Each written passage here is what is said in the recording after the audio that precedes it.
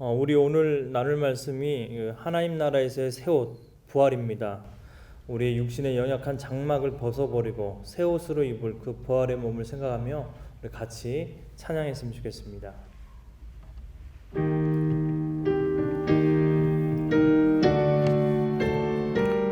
우리 마지막 날 입을 그 새 옷, 부활의 몸을 생각하며 같이 찬양합니다. 내 주님 입으신 그 옷은 참 아름다워라. 그 향기 내 맘에 사무쳐 내 기쁨 되도다. 시온 성보다 더 찬란한 적천성 떠나서 이 세상 오신 예수님 참 내 구세주. 내 주님 영광의 옷 입고 문 열어주실 때 나 주님 나라에 들어가 영원히 살겠네. 시온 성보다 더 찬란한 저 천성 떠나서 이 세상 오신 예수님 참 내 구세주.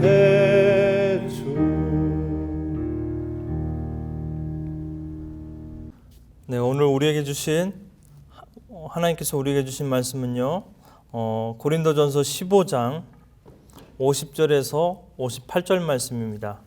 오늘 우리에게 주시는 하나님의 말씀은 고린도전서 15장 50절에서 58절 말씀, 우리 같이 한 구절씩 읽도록 하겠습니다. 50절입니다. 형제들아, 내가 이것을 말하노니 혈과 육은 하나님 나라를 이어받을 수 없고 또한 썩는 것은 썩지 아니한 것을 유업으로 받지 못하느니라. 보라, 내가 너희에게 비밀을 말하노니 우리가 다 잠잘 것이 아니요 마지막 나팔에 순식간에 후련히 다 변화되리니. 나팔 소리가 나매 죽은 자들이 썩지 아니할 것으로 다시 살아나고 우리도 변화되리라. 이 썩을 것이 반드시 썩지 아니할 것을 입겠고 이 죽을 것이 죽지 아니함을 입으리로다. 이 썩을 것이 썩지 아니함을 입고 이 죽을 것이 죽지 아니함을 입을 때에는 사망을 삼키고 이기리라고 기록된 말씀이 이루어지리라. 사망아, 너의 승리가 어디 있느냐? 사망아, 내가 쏘는 것이 어디 있느냐? 사망이 쏘는 것은 죄요 죄의 권능은 율법이라. 우리 주 예수 그리스도로 말미암아 우리에게 승리를 주시는 하나님께 감사하노니. 같이 읽습니다. 그러므로 내 사랑하는 형제들아, 견실하며 흔들리지 말고 항상 주의 일에 더욱 힘쓰는 자들이 되라. 이는 너희 수고가 주 안에서 헛되지 않은 줄 알미라. 아멘. 교회 다니고 성경 좀 보는 성도라면요, 정말 모르는 사람이 없을 정도로 유명한 말씀이요, 이 고린도전서에 있습니다.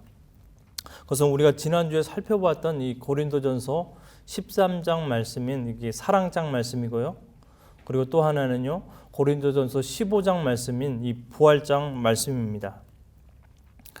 이것은 바울의 모든 서신서들 가운데서 가장 아름답고 으뜸이 되는 말씀이라고 이렇게 사람들은 얘기합니다. 그 중에서도 오늘 본문 이 부활장은요, 단연 으뜸의 말씀이라고 생각할 수 있습니다. 왜 그럴까요? 그것은요, 기독교의 핵심인 이 부활을요, 정말 구체적으로 잘 설명해주고 있기 때문인 것입니다. 바울은요, 복음의 정의에 대해서 이렇게 고린도전서 15장 1절에서 4절 통해 이렇게 말하고 있어요.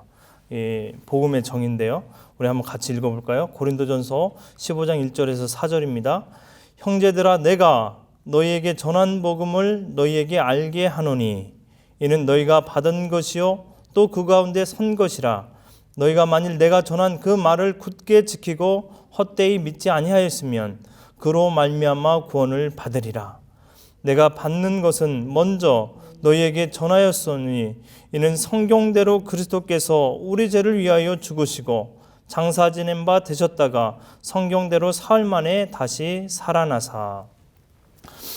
여기 보면요, 바울은요, 이 복음의 정의에 대해서, 복음의 핵심에 대해서 이렇게 말하고 있어요. 뭐라고 말하냐면 예수 그리스도의 죽음과 부활이라고 말하고 있다는 거예요.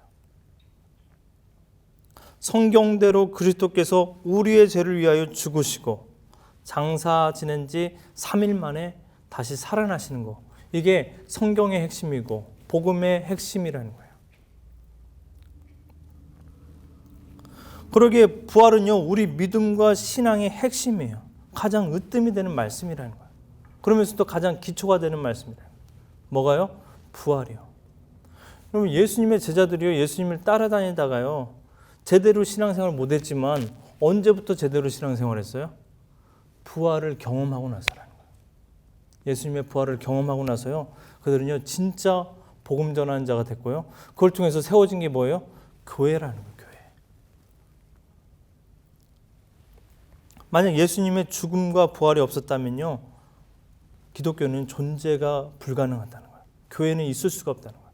성도 없다는 거예요.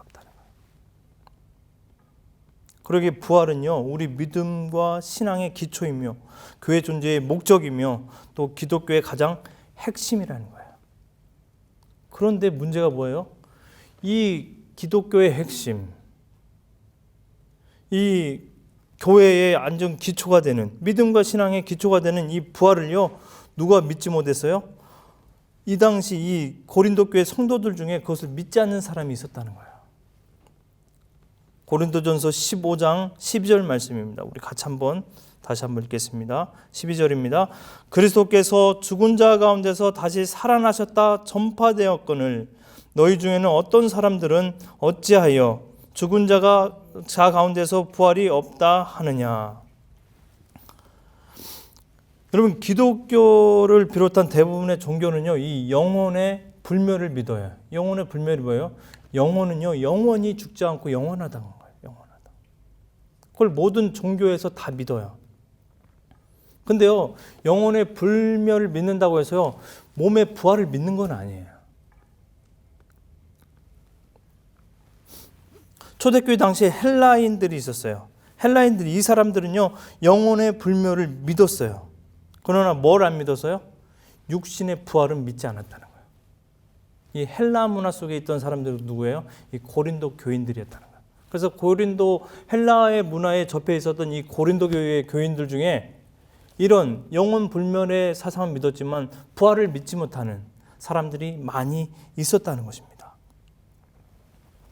이에 대해요, 바울은요, 육신의 부활을 부인하는 것은 결국 뭘 부인하는 거예요? 예수님을 부인하는 거예요. 또 결국 뭘 부인하는 거예요? 기독교를 부인하는 거예요. 복음의 진리를 부인하는 거라는 거예요. 그래서 바울은 이것을 심각하게 생각한 거예요. 어떻게 부활을 믿지 않고, 예수님의 부활을 믿지 않고 어떻게 성도가 될 수 있냐? 어떻게 교인이 될 수가 있냐? 이건 말도 안 된다. 이런 심각성을 깨닫고요, 바울은요, 이 고린도 교인들에게 하나부터 10까지 이 부활에 대한 올바른 지식과 확실한 믿음을 전해주기 위해서 체계적으로 부활에 대한 교리, 어떻게 보면 부활에 대한 내용들을 전해줬는데 그게 뭐라고요? 고린도전서 15장 말씀이라는 거예요. 우리가 쭉 한번 살펴보면요, 바울은요, 부활을 믿지 못하는 그들에게 먼저 주님의 부활은 성경대로 이루어졌다는 거예요. 성경대로. 3절에서 4절 우리 다시 한번 볼게요. 3절에서 4절입니다. 고린도전서 15장 3절에서 4절. 내가 받은 것은 먼저 너희에게 전하였노니 이는 성경대로 그리스도께서 우리 죄를 위하여 죽으시고 장사 지낸 바 되셨다가 성경대로 사흘 만에 다시 살아나사. 성경대로 됐다는 게 뭘까요? 성경대로? 이 예수님의 죽으심과 부활은요, 우연히 생긴 게 아니라는 거예요. 그냥 돌발적으로 생긴 게 아니라는 거예요. 성경에 기록된 대로, 성경이 예언한 대로 그대로 이루어졌다는 거예요. 그것은 뭘까요? 뭘 얘기하는 거예요? 이것은요, 철저한 하나님의 계획에 의해서 예수님의 죽으심과 부활이 나타나게 되었다는 거예요. 그래서 구약 성경에 기록했던 이 시편 22편이나 이사야 53편, 또 스가랴 내용들의 그 예언들이 그대로 이루어진 게 바로 이 부활 사건이라는 거예요. 뿐만 아니라 이 바울은요, 이렇게 얘기해요. 이 부활 사건은요, 개인의 환상, 또 어떤 사람들에 의한 조작된 사건이 아니라는 거예요. 그러면서 뭘 얘기하는 거예요? 증인들이 있다는 거예요. 증인 없이 부활이 이루어졌다면 조작될 수도 있고 또 개인의 환상일 수도 있지만 수많은 증인들이 있다는 거예요. 그게 고린도전서 15장 5절에서 8절의 말씀이에요. 그래서 뭐라고 말해요? 8절에 5절에 보니까 게바에게 보이셨고 12제자에게와 500형제에게 일시에 보이셨고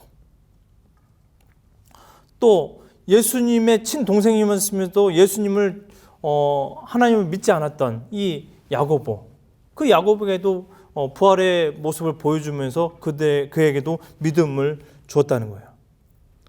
뿐만 아니라 누구에게 또 보여주셨어요? 예수님이 부활하셔서 본인 자신에게 보여주셨다는 거예요. 바울은 어떤 사람이었어요? 초창기 바울은요, 예수 믿는 사람을 핍박했던 사람이에요. 그렇게 핍박했던 사람이 예수님의 부활을 목격하고 어떻게 됐어요? 새롭게 변화됐다는 거예요. 죽음을 위해서, 복음을 위해서 목숨 바쳐 사는 사람이 되었다는 거예요. 그것이 5절에서 8절 내용을 통해서 가르쳐주고 있다는 거예요. 당시 법정에서는요, 2-3명의 증인만 있으면 이것을요, 확실한 사실로 인정했어요. 근데 예수님의 부활을 목격했던 사람이 몇 명이에요? 수백 명이 넘는다는 거예요. 그러면 주님의 부활은요, 꾸며낸 이야기가 아니라는 거예요. 실제 목격자들이 있는 확실한 역사적인 사실이라고 바울은요, 거듭 부활에 대해서 설명하고 있다는 거예요. 또한 계속해서 보면요, 바울은요, 부활을 믿지 않는 고린도 교인들에게 부활을 인정할 수밖에 없는 이유들을요, 논리적으로 설명을 해요. 그 중에 대표적인 게 뭐냐, 29절 말씀이에요. 29절 말씀은 좀 이렇게 우리가 난해 구절로 이렇게 얘기를 해요.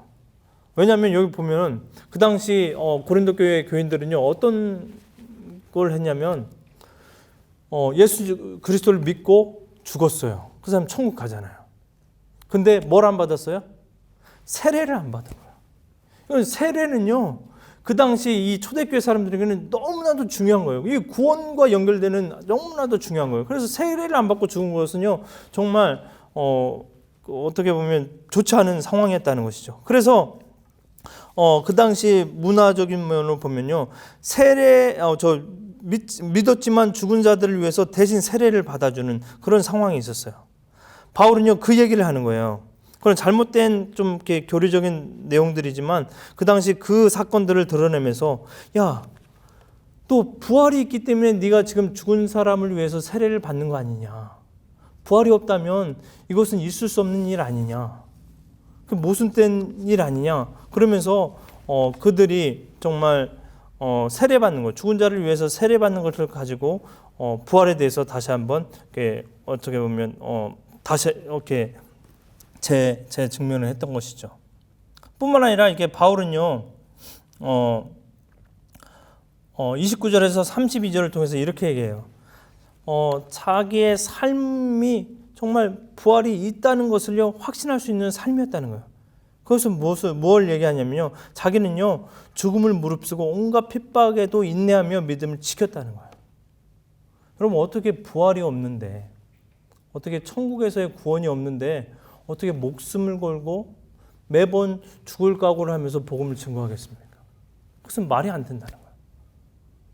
그러나 자기는 부활이 있다는 것을 확신하기 때문에 이렇게 매번 목숨을 바치면서 복음을 증거했다는 거예요.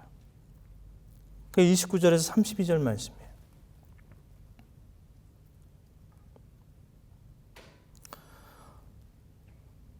어, 29절 32절 같이 한번 보면요, 이렇게 돼 있죠.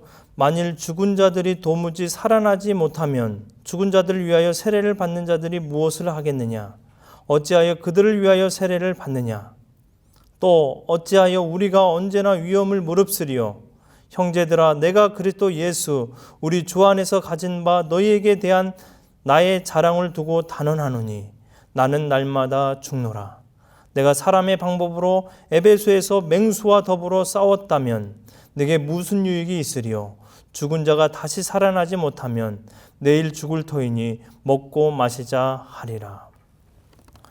결국 바울은요, 자신이 부활에 대한 소망, 내세의 소망이 있었기 때문에 이렇게 죽음을 무릅쓰고 위험을 무릅쓰고 복음 증거의 삶을 살았다는 거예요. 그걸 통해서 너희들은 확실히 믿으라고 이렇게 고린도 교회 교인들에게 설명해주고 있다는 것이죠. 이렇게 거창하게 바울이 설명했음에도 불구하고 고린도 교회 교인들은요 아마 못 믿었던 것 같아요. 그래서 바울은 뭐라고 얘기하냐면 그 고린도 교회 교인들이 무슨 질문을 하냐면 이런 질문을 했어요. 죽은 사람들이 어떻게 다시 살아나냐? 만약 다시 살아난다면 정말 죽은 사람이 부활의 몸은 어떤 몸이냐? 이렇게 하면서 바울에게 질문을 했어요. 그에 대해서 바울이 이렇게 설명을 합니다. 35절에서 38절, 35절에 38절입니다. 누가 묻기를 죽은 자들이 어떻게 다시 살아나며 어떠한 몸으로 오느냐 하리니 어리석은 자여 내가 뿌리는 씨가 죽지 않으면 살아나지 못하겠고 또 내가 뿌리는 것을 장래의 형체를 뿌리는 것이 아니요 만일 밀이나 다른 것의 알맹이 뿐이로되 하나님이 그 뜻대로 그에게 형체를 주시되 각 종자에게 그 형체를 주시느니라.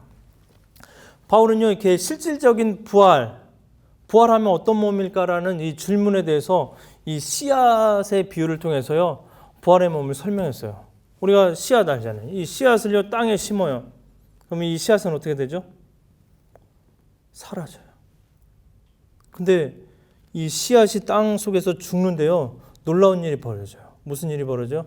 거기 땅 속에서요 새싹이 터져요.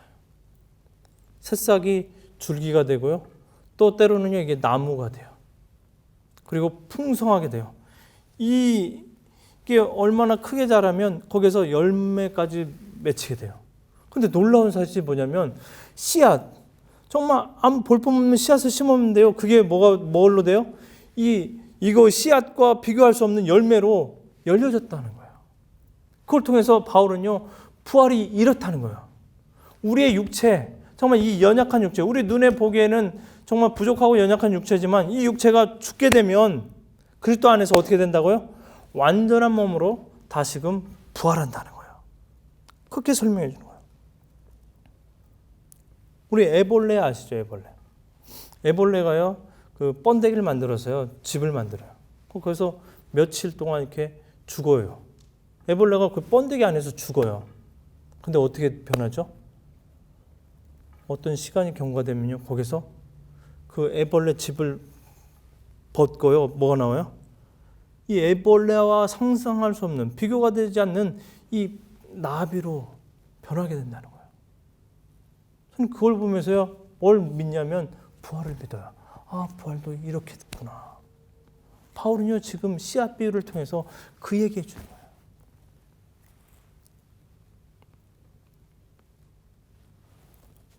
그러나 부활체의 몸은 어떻다는 거예요? 썩지 않을 걸로 살아나게 되고요. 욕된 것으로 심었지만 영광스러운 것으로 다시 살아나며 약한 것으로 심었지만 강한 것으로 살아나며 정말 육의 몸으로 심었지만 신령한 몸으로 살아날 것이라고 바울은요 부활의 몸에 대해서 그렇게 설명해 줬다는 거예요. 그게 42절에서 44절의 말씀이라는 거예요. 우리 주님이 다시 오시는 마지막 날이 있어요. 그게 언제냐면 재림의 날이에요.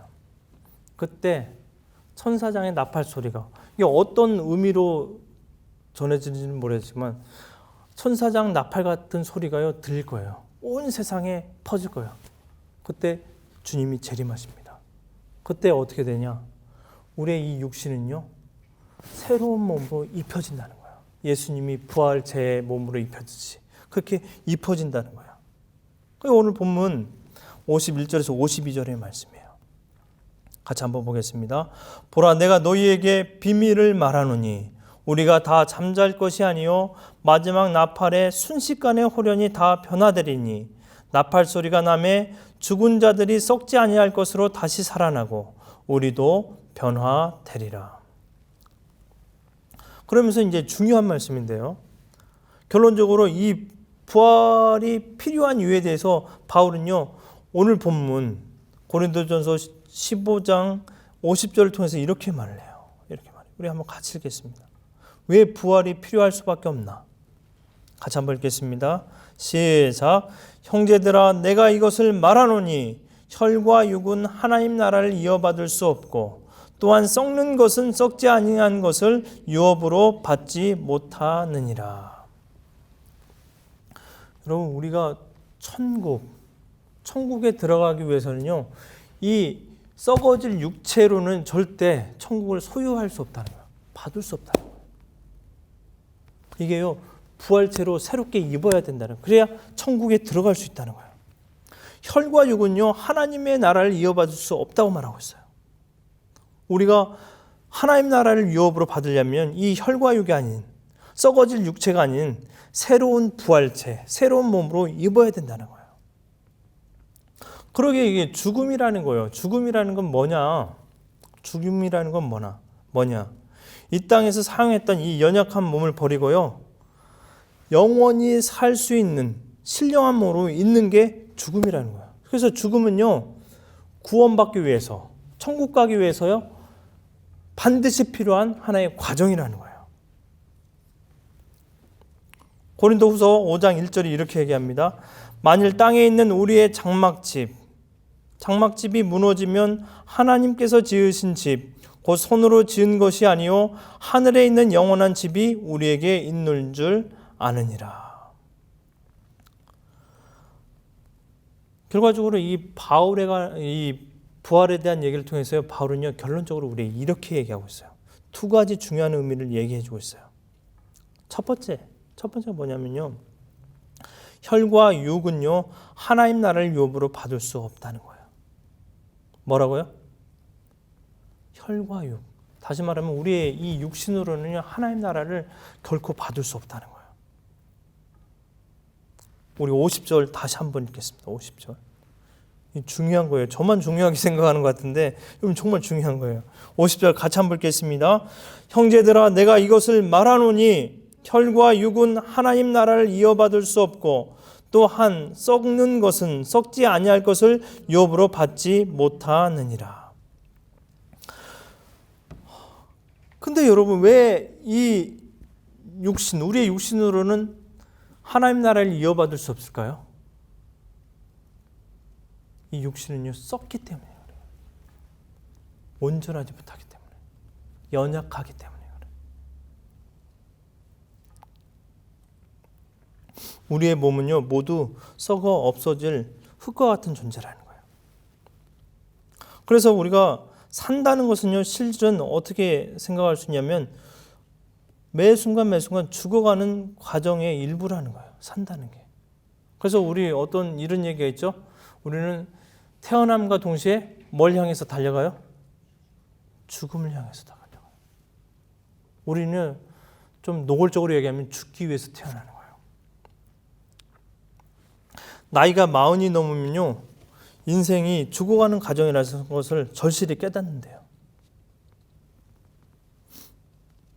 왜냐하면요, 능력이 감소되고요, 또 모든 신체 조건이요, 저하돼요. 다운돼요.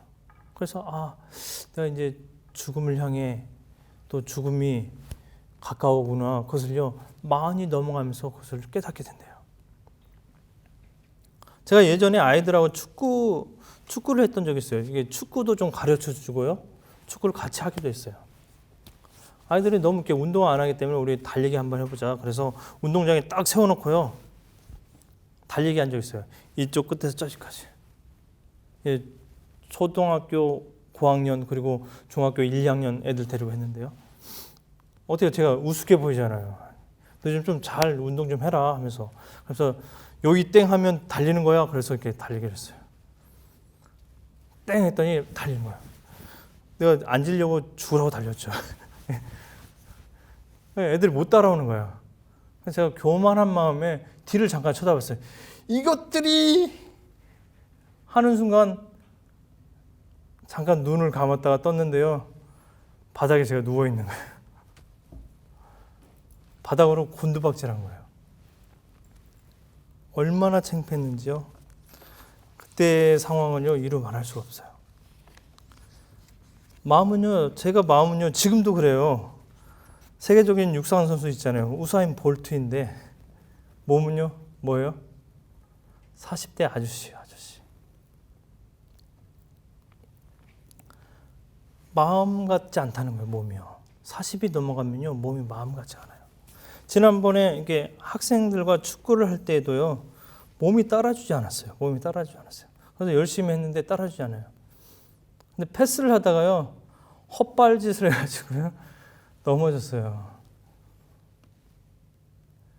나이 40이 넘어가면요, 몸이 말을 안 듣습니다.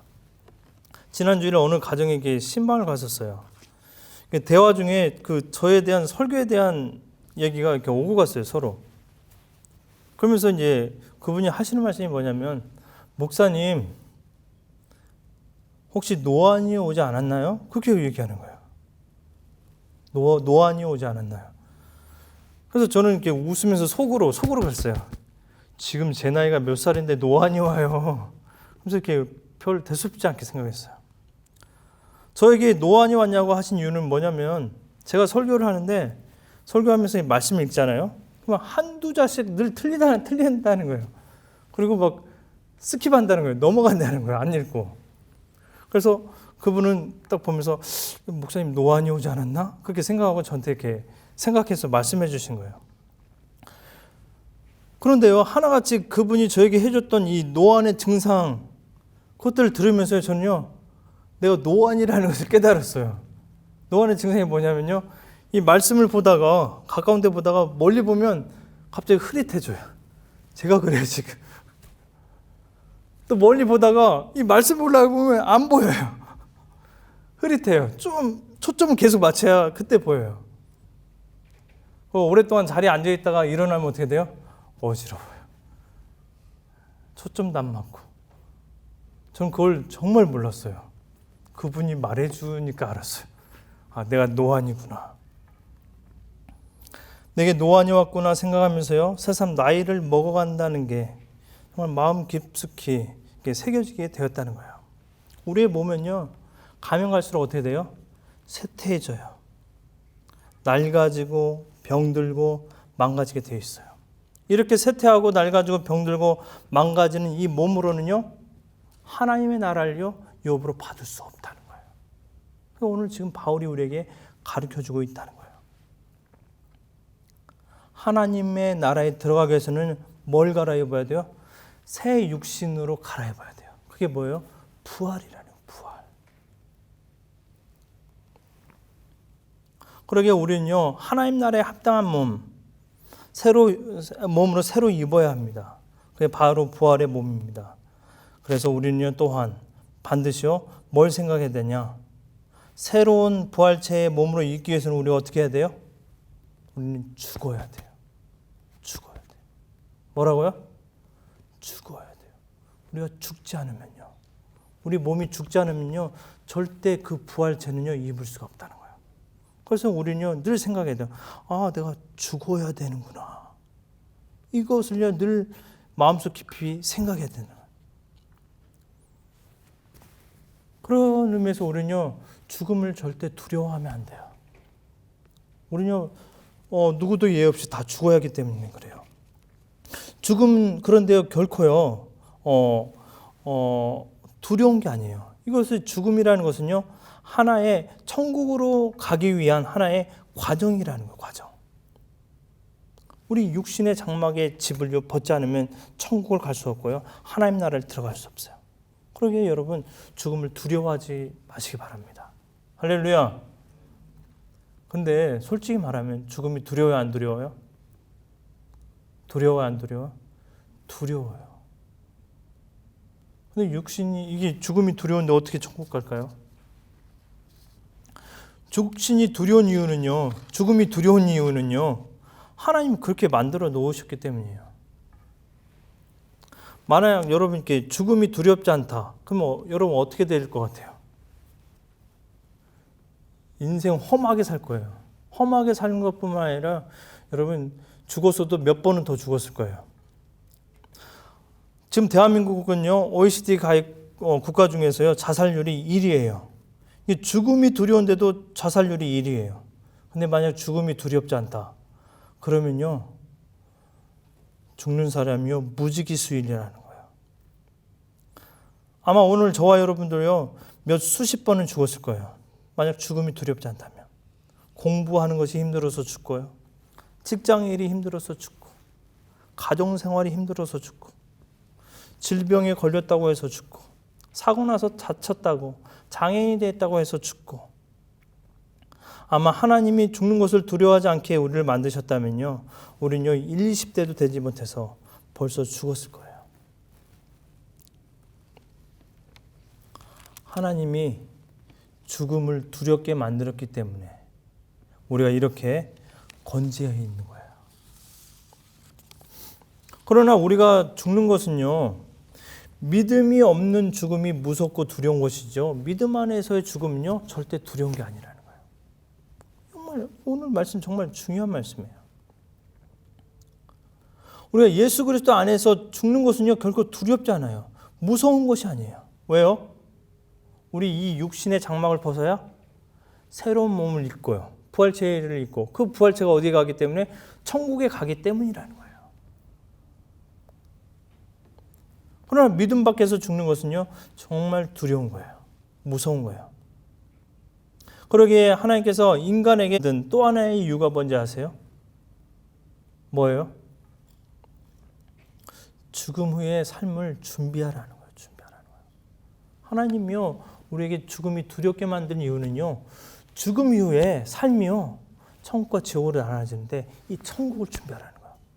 천국을 잘 준비하면요, 이 두려운 죽음도요, 극복할 수 있다는 거예요. 이겨낼 수 있다는 거예요.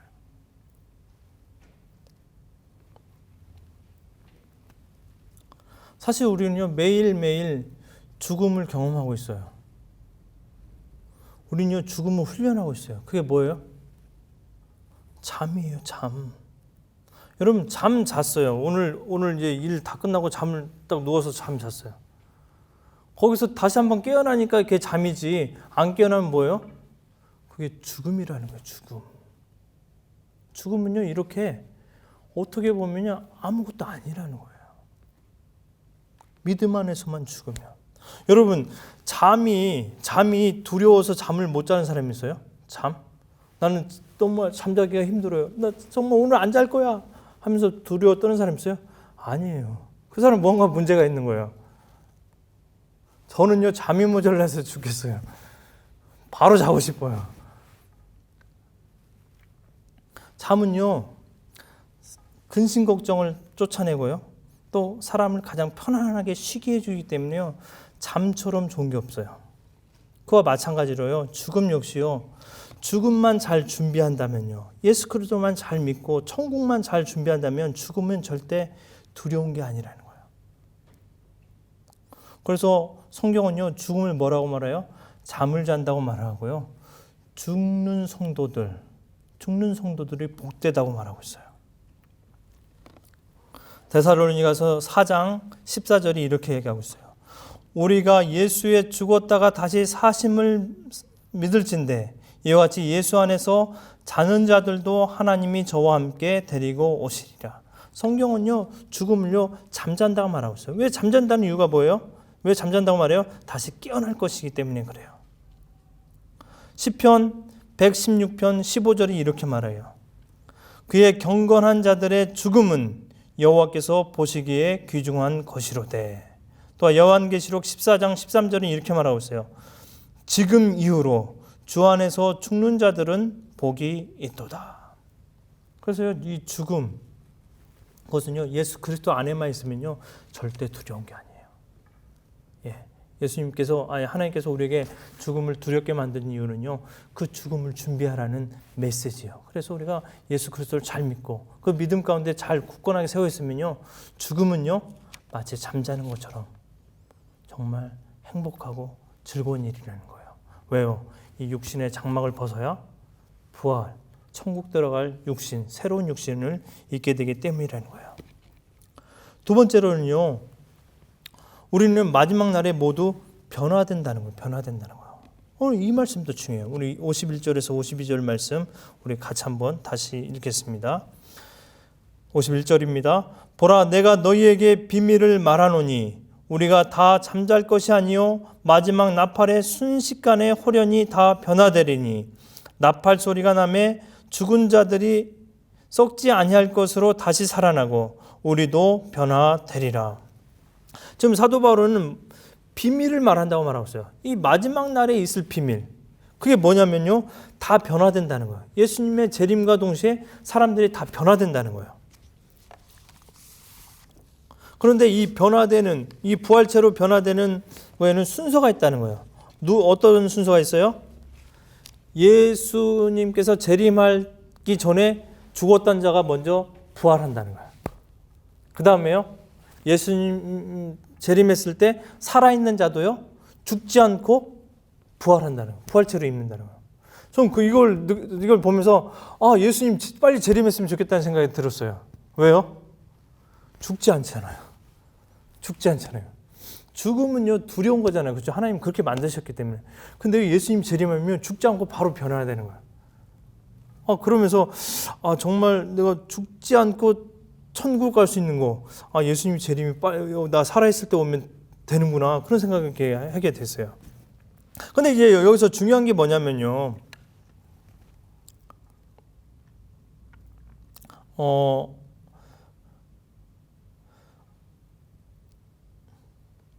여기 우리가 부활의 몸으로 변화될 때 이 땅에 다스리던 이 죽음의 세력이 어떻게 된다는 거예요?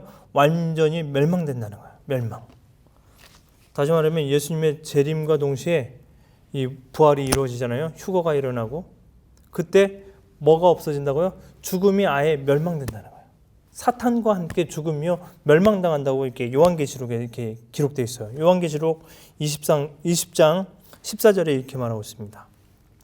사망과 음부도 불못에 던져지니 이것은 둘째 사망 곧 불못이라. 사탄이 그 지옥불에 던져질 때 뭐도 던져지는 거예요? 이 사망, 죽음이 던져진다는 거예요. 죽음. 근데 여기 보세요. 죽음이 없다는 거, 단지 죽지 않고 영원히 산다는 의미가 아니에요. 죽음이 없다는 말은 무슨 의미냐면 죽게 만드는, 인간을 죽게 만들고 인간을 두렵게 만드는 이 죽음과 연관된 이 두려움, 아픔, 슬픔, 고통, 이 모든 게 뭐예요? 다 사라진다는 거예요. 사라진다는 거예요. 그래서 요한계시록 21장 4절이 이렇게 말하고 있어요. 모든 눈물을 그 눈에서 닦아주시니 다시는 사망이 없고 애통하는 것이나 곡하는 것이나 아픈 것이 다시 있지 아니하리니 처음 것들이 다 지나갔음이로라. 하나님의 나라는요 죽음이 없어요. 죽음이 없다는 것은요 애통, 고통, 슬픔, 아픔 모든 것들이 다 사라진다는 거예요. 근데 이게 왜 중요하죠? 왜 중요할까요? 그것은요, 지금 우리가 당하는 고통들 있잖아요. 그렇죠? 아픔들, 때로는 질병, 때로는 장애, 너무 연약하고 힘든 고통스러운 것들이 우리에겐 지금 있어요. 근데 그게 영원하지 않다는 거예요. 예수님 재림과 동시에, 아니 우리 죽음과 동시에요, 그것은 다 사라진다는 거예요.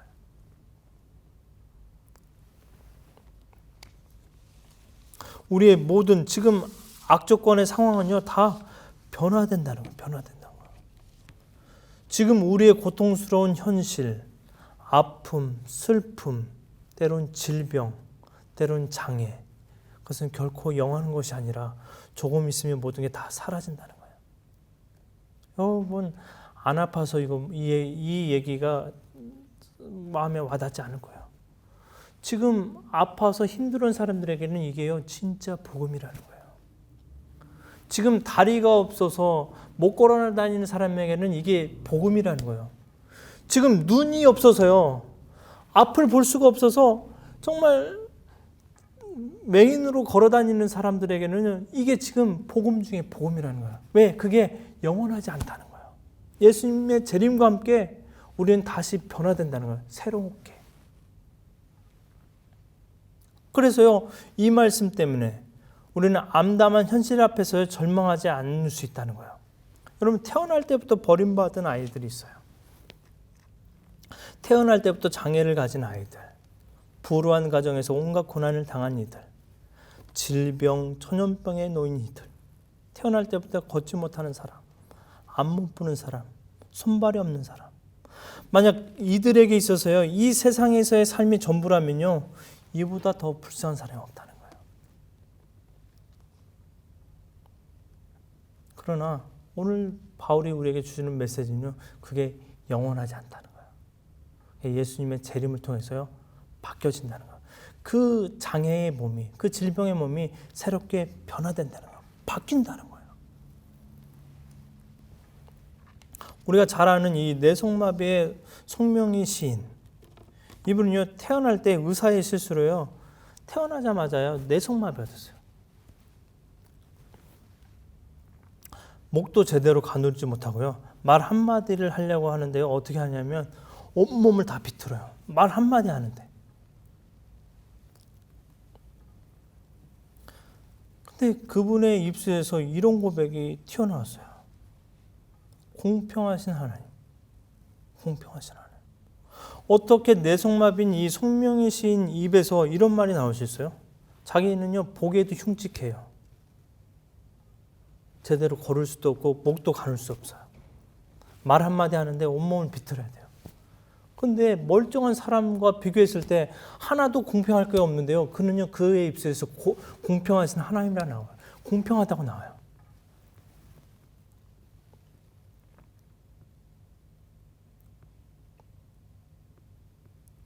왜 그랬을까 한번 생각해 봤어요. 그 이유에 대해서.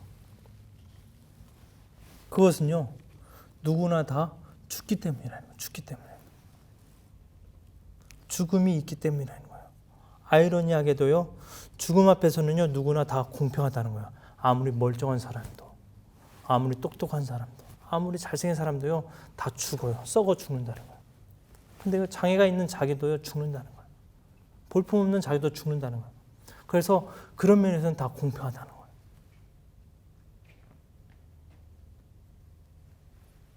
죽는 순간 이 세상의 모든 것은 다 사라져 없어지게 되고 맙니다. 또 멀쩡한 사람이든 약한 사람이든 잘생긴 사람이든 못생긴 사람들 다 결국은요, 다 끝나고 말아요. 그런데 예수 그리스도 안에 있는 사람은요, 어떻게 돼요? 다시금 완전한 몸을 입는다는 거예요. 신령한 몸으로 입는다는 거예요. 그리고 영원히 산다는 거예요. 그래서요, 하나님 안에서 그는요, 모든 게 공평하다는 거예요. 공평하다는 거예요. 여러분, 아무리 볼품없고 힘든 몸이지만요, 그래봤자 몇 년 사는 거예요? 100년 사는 거예요. 100년. 오래 살아봤자. 그냥 앞 못 보고 좀 팔 없이 100년 사는 거예요. 그러나요, 우리가 그리스도 안에, 하나님 안에 있으면요, 우리가 완전한 몸, 완전한 육체로요, 몇 년 사는 거예요? 영원히 사는 거예요. 그거에 비교하면요, 지금의 불안, 장애 같은 건요, 나에게 아무런 해가 되지 않는다는 거예요. 여러분, 일평생 거지로 산 나사로가 불쌍해요? 아니면 그 당시에 함께 살았던 부자가 불쌍해요? 누가 불쌍해요? 우리의 인간적인 눈으로 보면요, 일평생 동안 부자의 상에서 떨어진 그 부스러기 먹고 살았던 나사로가 정말 불쌍하게 보여요. 세상적인 관점으로만 보면 그렇다는 거예요. 그냥 하나님 관점, 영혼의 관점에서 보면 누가 불쌍해요? 이 부자가 불쌍한 거예요. 나사로는요, 천국에서 영원히, 온전한 몸으로 영원히 살지만 이 부자는요, 지옥에서 영원히 불행하게 살기 때문이라는 거예요. 찬송 작가 중에요, 이게 페니 크로스비라는 분이 계세요. 이분은요, 수천 편의 은혜로운 찬송시를 작사했어요. 우리가 가지고 있는 이 찬송에도요, 이분의 찬송가가 정말 많아요. 몇 수십 곡이 돼요. 근데 이 크로스비는요, 우리가 잘 알듯이 태어나자마자요, 의사의 실수로 생후 6개월 만에요, 두 눈이 실명을 됐어요. 실명. 그래서 앞을 못 봐요. 그는요, 그렇게 90평생을 보지 못한 채로 살았어요. 얼마나 기막히고 가여운지 모릅니다. 하지만 그의 삶이 어땠어요?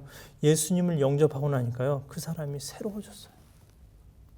그가 작곡한 이 찬송 시들을 보세요. 얼마나 감사, 기쁨, 정말 행복한 삶을 살았다는 것은요, 그의 이 찬송과 가사를 통해서 우리는 깨달을 수 있어요. 알 수가 있다는 거예요. 어느 날 어떤 사람이 크로스비에게 물었어요. 만약 하나님께서 지금이라도 당신의 눈을 뜨게 해준다면 어떻게 하겠습니까? 이 크로스비에게 물어봤어요. 그러자 크로스비가 이렇게 대답했어요. 만약 하나님이 눈을 뜨기 원하느냐 말씀하신다면 저는 그렇지 않습니다 라고 대답하겠습니다. 왜냐하면 곧 하나님 나라에 가서 세상 것과 비교할 수 없는 밝은 눈을 가지게 될 것이기 때문입니다. 저는 그때 때묻지 않은 밝은 눈으로 주님을 바라보기 원합니다. 여러분, 인간적인 생각으로는 정말 이 육신의 눈을 뜨게 해준다면 떠야 정상 아니에요? 근데 그러지 않다. 왜 그랬을까요? 그는요, 앞을 못 보는 채로 90년 평생을 살았지만요, 낭망하거나 좌절하지 않았어요. 왜? 천국에 대한 소망, 부활에 대한 소망, 그때 이루어질 완전한 몸을 생각하고, 그는요, 지금의 어려움과 아픔을요, 이겨낼 수 있었다는 거예요. 오늘 저와 여러분 모두도요, 이 맹인 크로스비 여사와 같이 또 내성마비 송명희 시인같이 이렇게 하나님 나라에 대한 소망으로 이렇게 충만하셨으면 좋겠습니다. 우리가 정말 이 부활의 몸, 하나님 나라에 대한 소망을요, 마음속 깊이 간직한다면요, 지금의 이 어려움들, 지금의 고통들, 지금의 아픔들, 이것을요, 우리가 능히 이겨낼 수 있다는 거예요. 그 믿음 가지고 여러분 사는 저와 여러분이 다 되실 수 있기를 간절히 빕니다. 우리 같이 기도하겠습니다.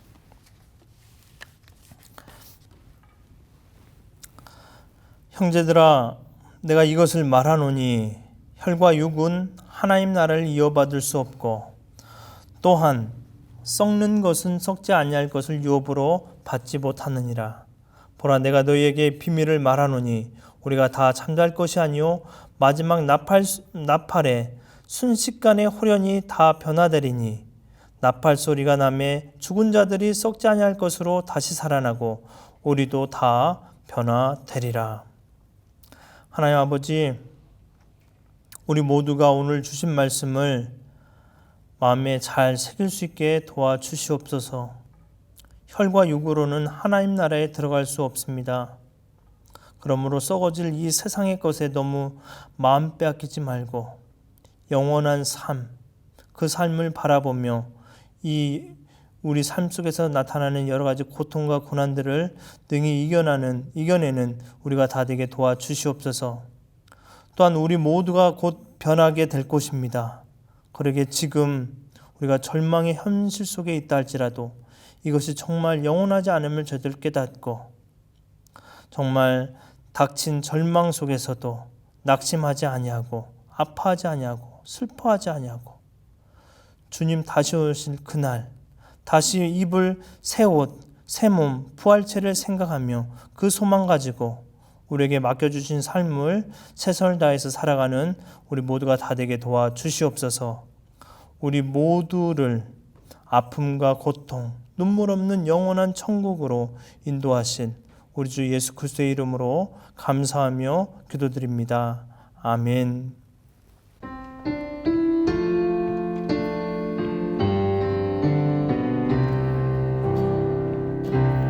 주를 나의 구주 삼고 성령과 피로써 거듭나니 이 세상에서 내 영혼이 하늘의 영광 누리도다. 온전히 주께 맡긴 내 영 사랑의 음성을 듣는 중에 천사들 왕래하는 것과 하늘의 영광 보니 또 우리 함께 이것이 나의 간증이요 이것이 나의 찬송일세 나 사는 동안 끊임없이 구주를 찬송하리로 이것이 나의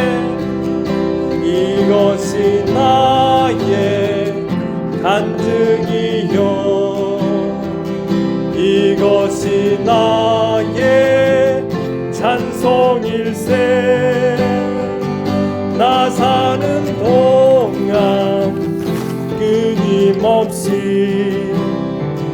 구주를 찬송하리로다. 우리 다 함께 일어나 찬양합니다. 주님 다시 오실 때까지 나는 이 길을 가리라. 좁은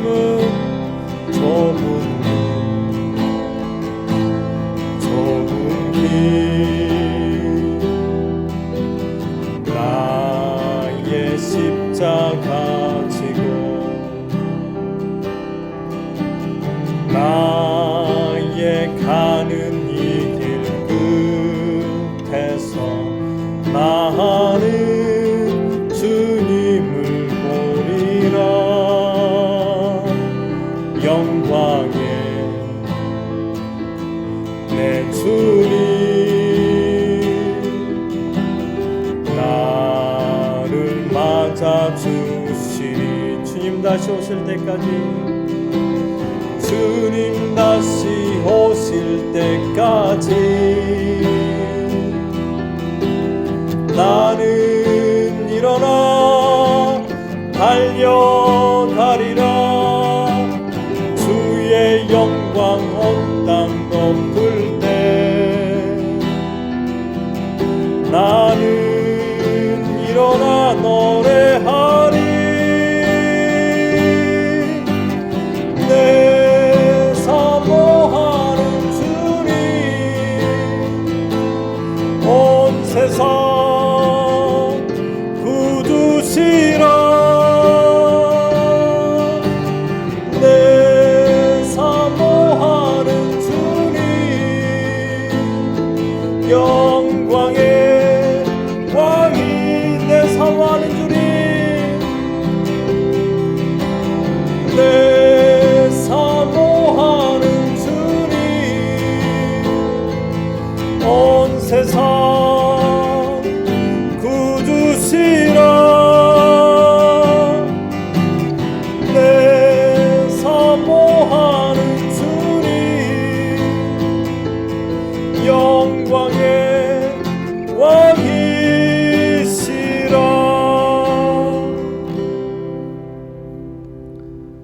지금은 우리를 아픔과 고통, 눈물 없는 영원한 천국으로 인도하시기 위해 하늘 보좌를 버리시고 이 땅에 오신 우리 주 예수 그리스도의 은혜와 그 아들을 아낌없이 보내주신 하나님 아버지의 극진하신 사랑과 성령의 역사 인도 교통하신 은혜가 오늘 말씀을 통해 우리의 혈과 육으로는 하나님 나라에 들어갈 수 없음을 알고 썩어져 없어질 이 세상의 것에 너무 마음 빼앗기지 않고 영원한 삶을 위해 투자할 것을 결단하는 모든 성도들 위해 또 우리 모두가 곧 변하게 될 것을 믿고 지금 우리의 절망적인 현실이 영원하지 않음을 깨닫고 지금 우리에게 닥친 절망적인 상황으로 인해 너무 슬퍼하거나 낙심하지 않고 오히려 감사할 것을 결단하는 모든 주의 백성들 위해 지금으로부터 영원토록 함께 계실지어다. 아멘.